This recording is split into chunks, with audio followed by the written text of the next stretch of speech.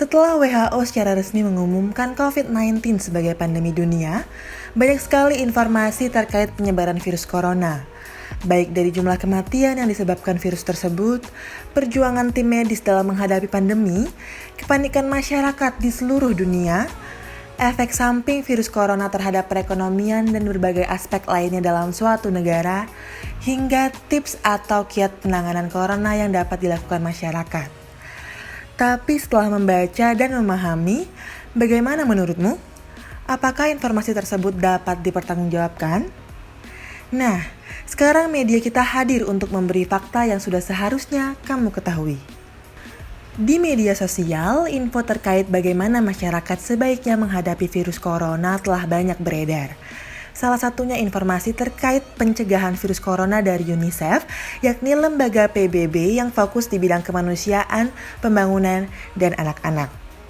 Siapa yang tak langsung percaya begitu mendengar kata UNICEF? Pasti hanya sebagian kecil orang.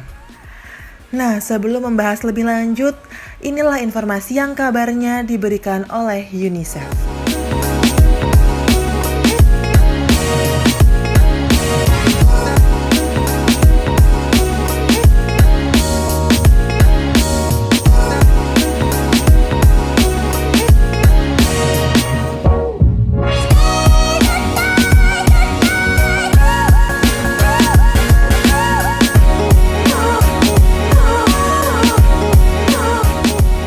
Salah satu laman Facebook di Indonesia mengunggah informasi tersebut dengan mengatasnamakan UNICEF tanpa membagikan tautan informasi terkait dari laman resmi UNICEF.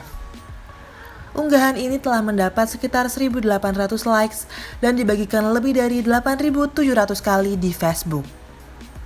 Ternyata, informasi ini tidak hanya menyebar di Indonesia, namun juga tersebar di berbagai belahan dunia dan telah diterjemahkan dalam sejumlah bahasa. UNICEF sendiri telah memperingatkan publik bahwa informasi tersebut palsu. Wakil Direktur Eksekutif UNICEF untuk Kemitraan, Charlotte Patrick Gornitzka menegaskan agar pembuat informasi berhenti menyebarkan informasi yang tidak akurat tersebut. Karena informasi yang salah selama masa pandemi ini berlangsung dapat menyebabkan paranoid, ketakutan, dan stigmatisasi. Hal ini juga dapat menyebabkan orang menjadi tidak terlindungi dengan baik atau lebih rentan terhadap virus.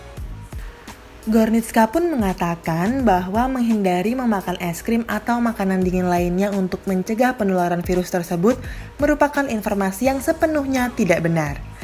Sebaliknya, ada 6 poin penting menurut UNICEF yang harus diketahui masyarakat. Poin-poin tersebut dapat kamu lihat langsung di YouTube resmi UNICEF dengan keyword UNICEF Coronavirus Outbreak. Di dalam video tersebut, kamu akan mendapatkan informasi yang valid berdasarkan pakar kesehatan UNICEF. Jadi, untuk meminimalisir penyebaran hoax, pintar-pintarlah dalam mencerna informasi. Jika kamu mendapatkan atau membaca sebuah kabar, jangan ditelan mentah-mentah. Carilah dulu sumbernya, apakah terpercaya dan bisa dipertanggungjawabkan atau tidak. Lalu kembangkanlah rasa penasaranmu ketika mendapat informasi. Jangan langsung menyebarluaskan suatu berita tanpa mengecek kebenarannya. Berhati-hatilah dengan judul yang provokatif.